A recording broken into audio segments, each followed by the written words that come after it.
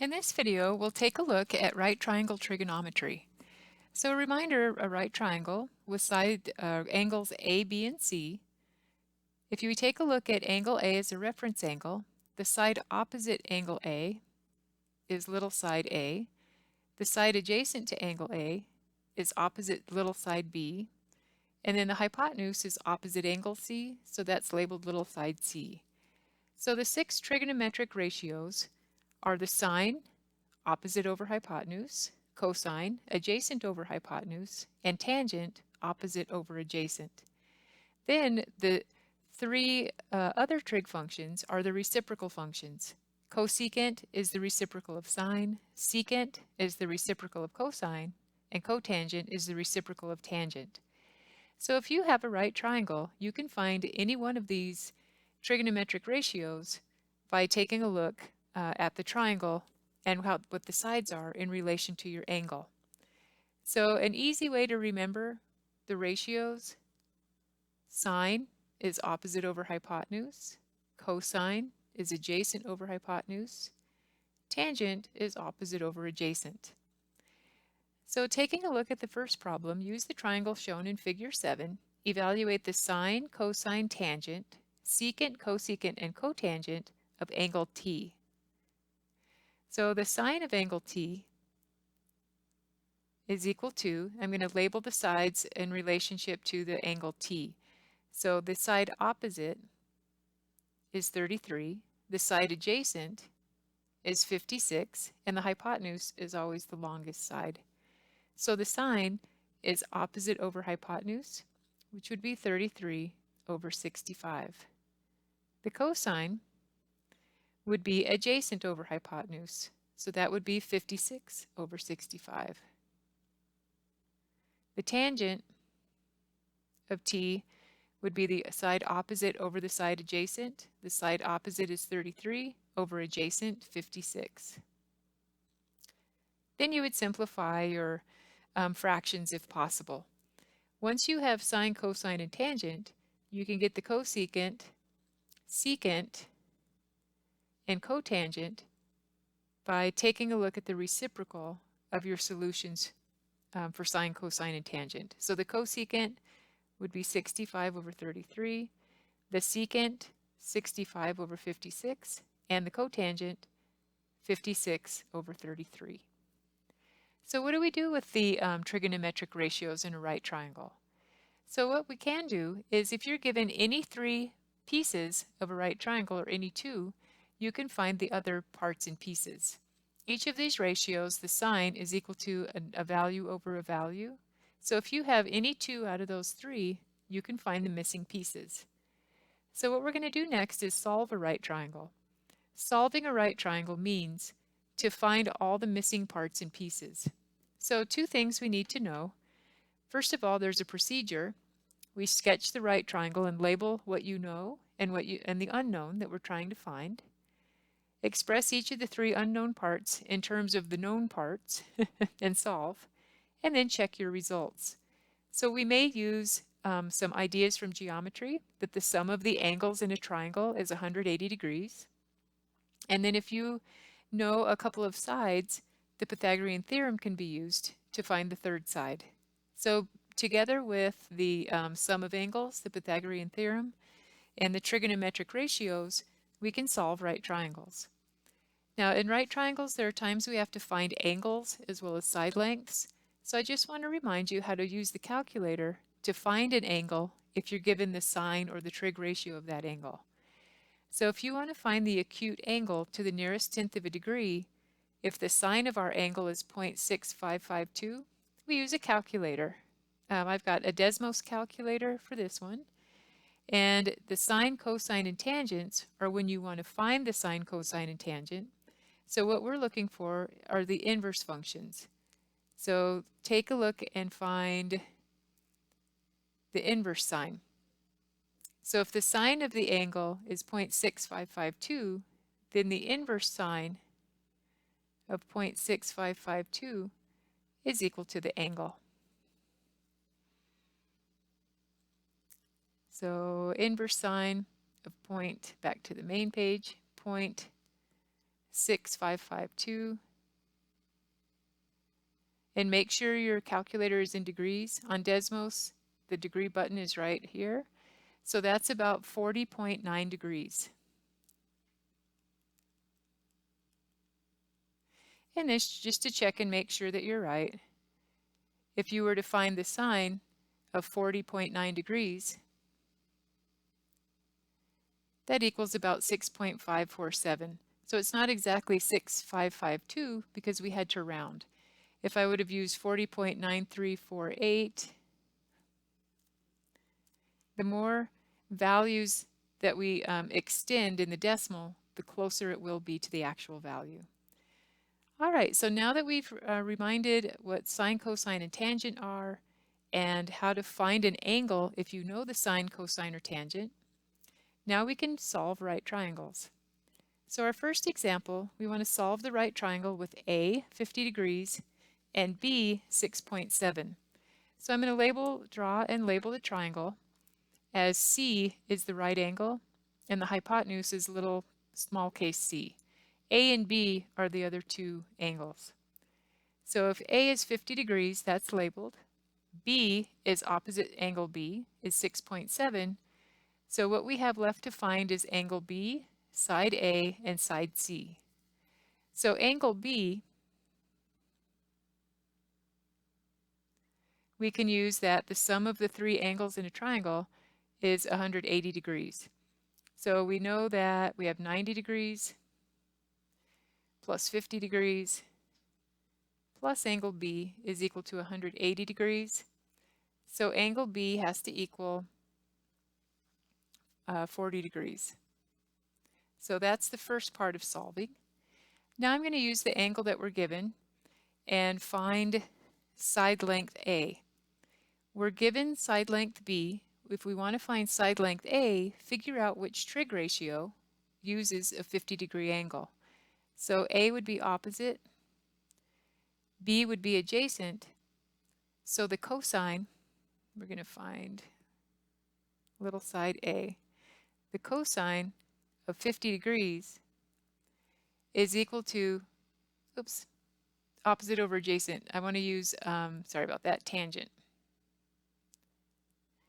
So opposite and adjacent, the tangent of 50 degrees is equal to the opposite side, which is A, over adjacent, which is 6.7. So to find A, multiply both sides by 6.7. It's 6.7 times the tangent of 50 degrees. And once you get it set up, that's when we put it in the calculator. And again, make sure your calculator's in degrees. So I'm going to take 6.7 times the tangent of 50 degrees. And I get a side length of about 7.98.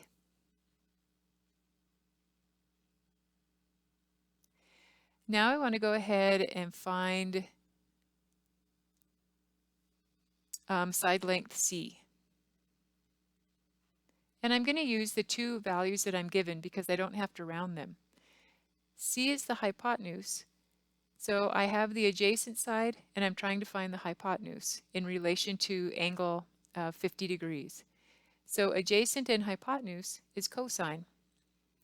So the cosine of 50 degrees is equal to the adjacent side, which is 6.7, divided by the hypotenuse, which is C. So in this one, cross multiply or multiply both sides by C. I get C times the cosine of 50 degrees is equal to 6.7. Divide both sides by the cosine of 50. We get 6.7 divided by the cosine of 50 degrees. So we'll type that in the calculator. 6.7 divided by the cosine of 50 degrees. And we end up with about 10.42.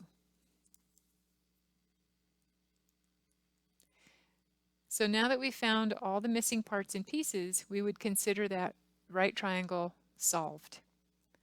The next example of solving a right triangle is what if you have two sides and you don't know the other angles? So select an angle. If you pick angle A as your reference angle, Little side A is opposite. You're given the side adjacent, and you're given the hypotenuse. So to find our angle A, we use the trig ratio that uses adjacent and hypotenuse, which is cosine. Cosine of our angle is equal to adjacent 56.82 divided by the hypotenuse 79.55. So when we use the calculator, we're going to have to use the inverse cosine function. I'm going to go ahead and type this in exactly so I don't have to do any rounding. So the inverse cosine will equal angle A.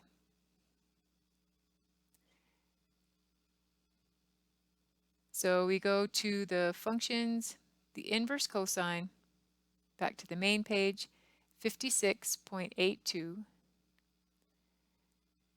divided by 79.55.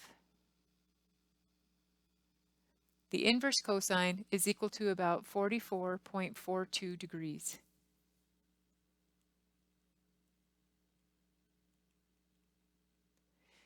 Once you have angle A, we can find angle B by using subtraction. Since we have a 90-degree angle already, angle A plus B have to equal 90 degrees. So to get angle B plus 44.42 is equal to 90 degrees. So angle B is approximately 90 minus 44.42.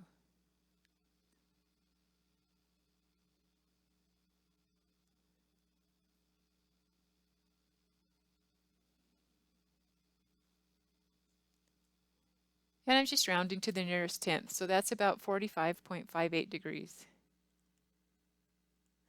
So now we have angle A and angle B, and the last thing to find is little side A. Since we have two sides in the triangle, we can use Pythagorean theorem. So our sides A squared plus 56.82 squared is equal to 79.55 squared.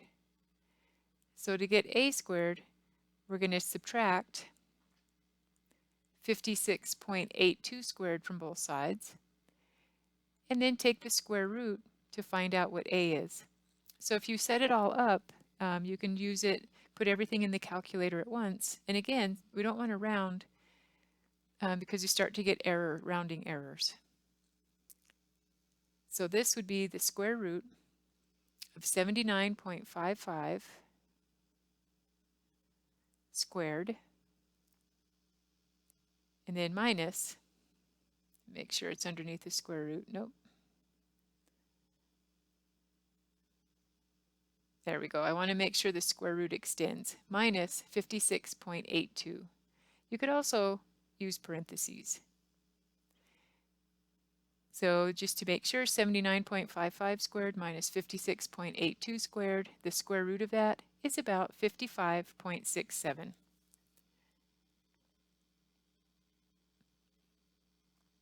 All right, so that's solving a right triangle, finding all the parts and pieces. Something else that we do use right triangles for is to find a missing length.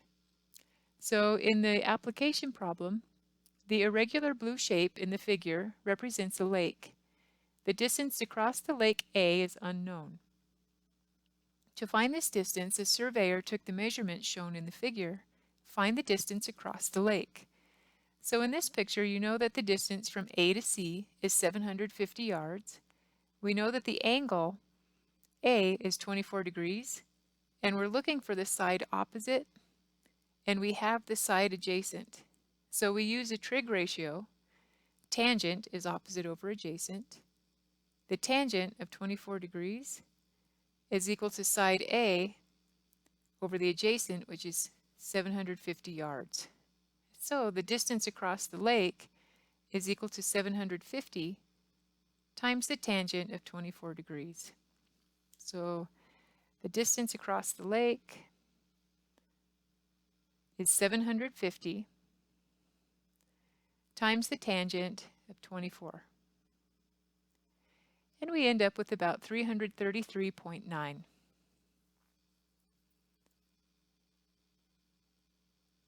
and this distance is in yards. All right, another item that we're going to take a look at, if you remember, you might have some special right triangles in this section. Remember the special right triangles were the 45, 45, 90 and the 30, 60, 90? You can also use the relationships in the right triangles to find values of trig ratios of 45, 30, and 60. So we use the unit circle, but you can also use the triangles. So in this case, we have a 45, 45, 90. Each of the legs has side length 1, and the hypotenuse is the square root of 2. So if we want to find the cosecant of 45 degrees, the secant of 45 degrees, and the cotangent, then you can think about it as using your trig ratios. Cosecant is the reciprocal of sine. The sine is opposite over hypotenuse, so the cosecant is hypotenuse over opposite. The secant is the reciprocal of the cosine function. Cosine is adjacent over hypotenuse, so the reciprocal is the hypotenuse over the adjacent. Cotangent is the reciprocal of tangent.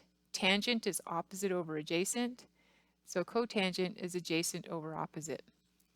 So the 45-degree angle, opposite is 1, adjacent is 1, and hypotenuse is 2. So the cosecant would be hypotenuse over opposite, would be the square root of 2.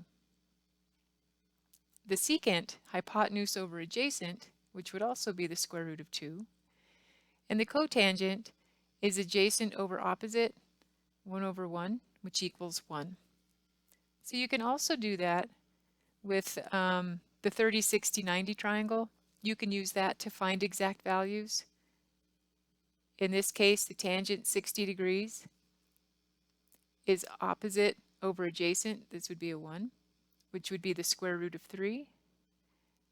The tangent of 30 degrees is equal to opposite over adjacent, 1 over the square root of 3, which when we rationalize the denominator is the square root of 3 over 3. Okay? So there's a relationship in the right triangles between these two angles that are not right angles, and this is going to lead us to the next idea called a cofunction. If you look at the sine of 60 degrees, that's opposite over hypotenuse, square root of 3 over 2.